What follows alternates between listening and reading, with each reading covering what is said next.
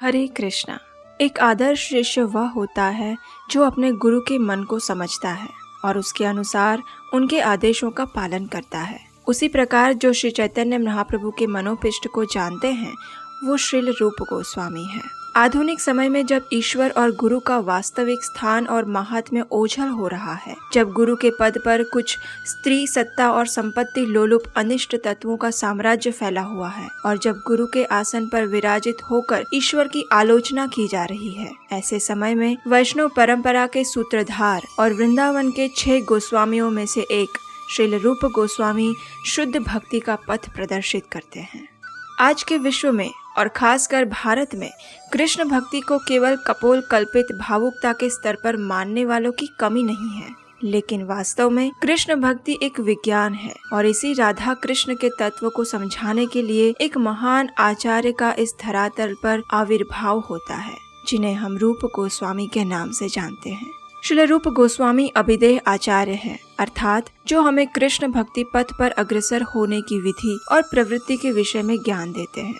वैसे तो भगवान और उनके भक्त का संपूर्ण यशोगान करना असंभव है, लेकिन फिर भी आज हम आपको श्रील रूप गोस्वामी के जीवन और कवन के अमृत सिंधु में से कुछ बूंदों का आस्वादन कराने का प्रयास करेंगे। शुरुआत करने से पूर्व हम आपको बता दें कि इस विषय में अगर आप कोई भी शास्त्र संदर्भ देखना चाहें तो वीडियो के डिस्क्रिप्शन बॉक्स जरूर देखिएगा, और अगर आपको हमारा ये प्रयास प्रशंसनीय लगे तो इस चैनल को सब्सक्राइब करके हमारा उत्साह जरूर बढ़ाइएगा। तो चलिए श्रील रूप गोस्वामी के जीवन की यात्रा का आरंभ हम उनके परिवार और वंश से करते हैं। श्रील रूप गोस्वामी मूल रूप से कर्नाटक दक्षिण भारत के सारस्वत ब्राह्मण वंश के थे और उनके पूर्वज यजुर्वेद शाखा के भारद्वाज गोत्र के थे।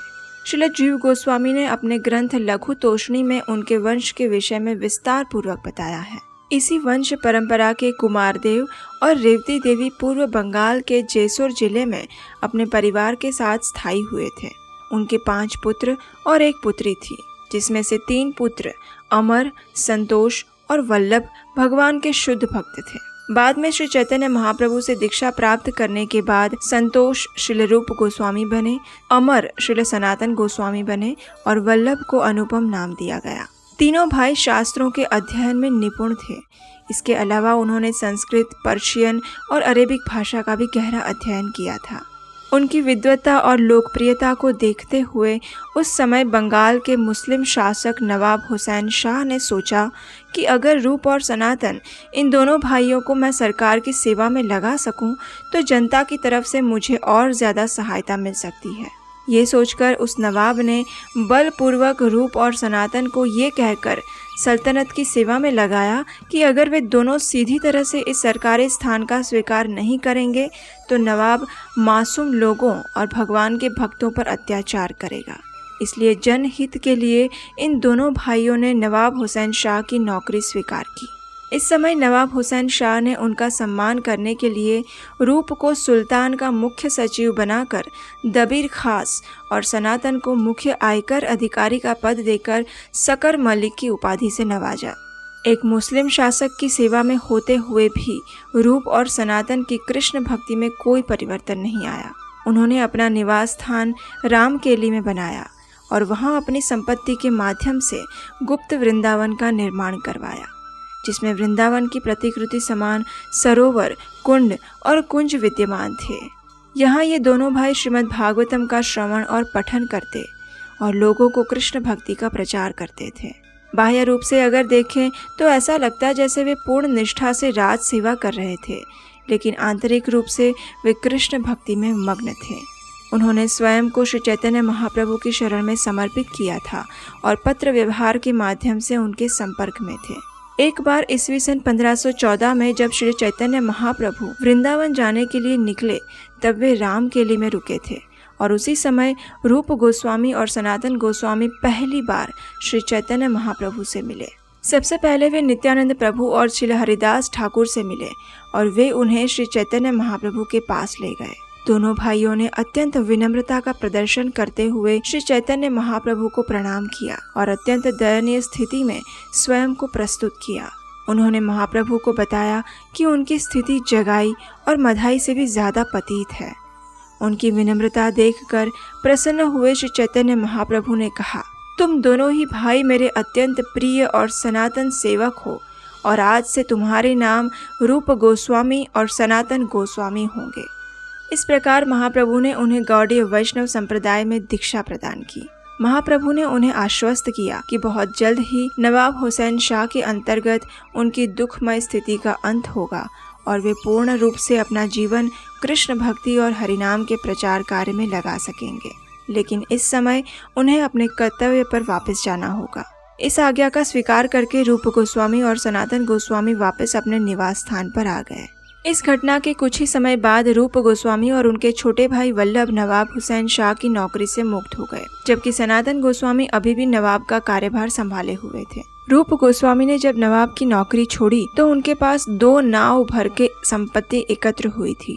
अपनी संपत्ति में से 50% उन्होंने ब्राह्मणों और भक्तों को दान दिया, 25% उन्होंने अपने परिवार को दिया और बाकी 25% संपत्ति भविष्य में किसी आपदा के लिए रख ली। उसके बाद रूप गोस्वामी अपने छोटे भाई वल्लभ के साथ अपने परिवार का त्याग कर दिया। जब उन्हें पता चला कि महाप्रभु वृंदावन से वापस आते समय अभी प्रयागराज में आए हुए हैं, तो वे दोनों ही उनसे मिलने के लिए वहां पहुंच गए। जब श्रील रूप गोस्वामी प्रयाग में महाप्रभु से मिले तो उस वक्त महाप्रभु ने 10 दिन तक दशाश्वमेध घाट पर उन्हें कृष्ण तत्व, भक्ति तत्व और रस तत्व के विषय में उपदेश दिया और वास्तव में ये शिक्षाएं भक्ति रस का सार थी। 10 दिन बाद जब महाप्रभु पुरी लौट रहे थे तो रूप गोस्वामी और वल्लभ भी उनके साथ पुरी जाना चाहते थे, लेकिन महाप्रभु ने उन्हें पहले वृंदावन जाने का आदेश दिया और बाद में वे पुरी में उन्हें मिल सकते थे। महाप्रभु ने उन्हें 2 कार्य सौंपे थे।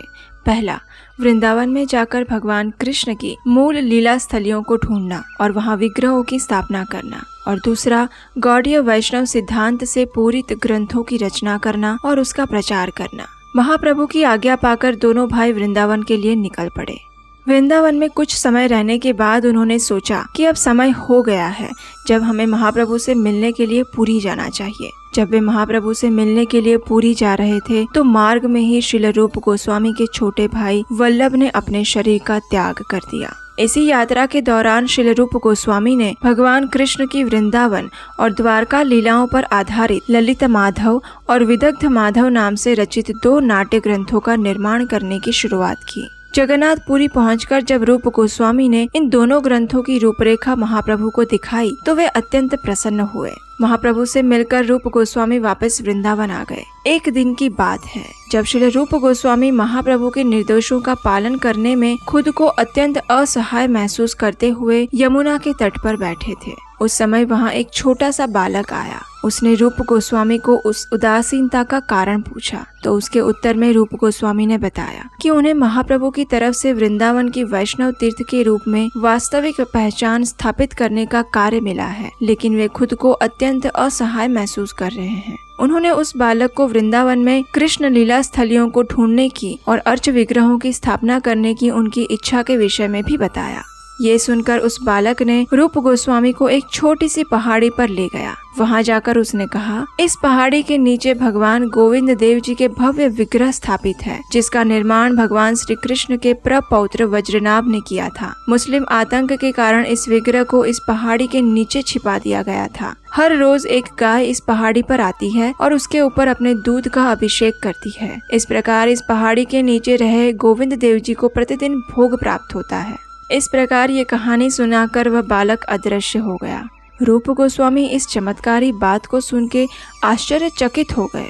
इस तथ्य की पुष्टि करने के लिए उन्होंने दूसरे दिन स्वयं वहां जाकर देखा तो वास्तव में एक गाय आकर उस पहाड़ी पर अभिषेक कर रही थी। ये देखकर अत्यंत भाव विभोर होकर रूप गोस्वामी ने आसपास के लोगों को एकत्रित किया और उस पहाड़ी में से गोविंद देव जी के विग्रह को बाहर निकाला। उस स्थान पर राधा गोविंद देव जी के भव्य मंदिर का निर्माण हुआ और उनके पूजा अर्चना आरंभ हुई। मुस्लिम साम्राज्य के दौरान औरंगजेब जब सभी हिंदू मंदिरों को तोड़ रहा था, उस समय इस विग्रह को बचाने के लिए उसे जयपुर स्थानांतरित किया गया और आज भी जयपुर में राधा गोविंद देव जी के इस विग्रह की भव्यता से पूजा अर्चना की जाती है। श्रील रूप गोस्वामी का सबसे बड़ा योगदान उनके द्वारा रचित वैष्णव साहित्य है, जिसमें उन्होंने 1 लाख से ज्यादा श्लोकों की रचना की है। उनके द्वारा रचित कुछ मुख्य ग्रंथों के नाम है भक्ति रसामृत सिंधु, विदग्ध माधव, ललिता माधव, उज्ज्वल नीलामणि, उपदेशामृत, दान केली कौमुदी, लघु भागवतामृत, हंसदूत, सत्वमाला, उद्धव संदेश, मथुरा महात्मा इत्यादि। श्रील रूप गोस्वामी द्वारा रचित भक्ति रसामृत सिंधु ग्रंथ अपने नाम के अनुसार ही भक्ति रस का समुद्र है, जिसमें श्रील रूप गोस्वामी ने राधा कृष्ण की शुद्ध प्रेमा भक्ति को प्राप्त करने का उपाय विस्तार पूर्वक बताया है। भक्ति रूपी रस का आस्वादन कराने वाले इस ग्रंथ की रचना करने के कारण ही श्रील रूप गोस्वामी को भक्ति रस आचार्य की पदवी प्राप्त हुई है। भगवान श्री चैतन्य महाप्रभु ने अपने प्रेम और भक्ति की पराकाष्ठा को तथा अपने लीलाओं को श्रील रूप गोस्वामी के माध्यम से प्रकाशित किया है। श्री कवि कर्णपुर बताते हैं कि श्रील रूप गोस्वामी स्वयं विशुद्ध प्रेम और भक्ति के साकार स्वरूप हैं। ईस्वी सन 1564 में श्रावण मास में शुक्ल पक्ष की द्वादशी के दिन श्रील रूप गोस्वामी ने इस भौतिक संसार का त्याग कर श्री राधा गोविंद जी की नित्य लीलाओं में प्रवेश किया था। तो चलिए आज उनके तिरुभाव के दिवस पर श्री श्री राधा कृष्ण की शुद्ध प्रेमा भक्ति का पथ प्रदर्शित करने वाले महान आचार्य और वृंदावन के गोस्वामी श्रील रूप गोस्वामी के चरण कमलों में वंदना करते हुए उनसे विशुद्ध कृष्ण भक्ति की याचना करते हैं। हरे कृष्णा।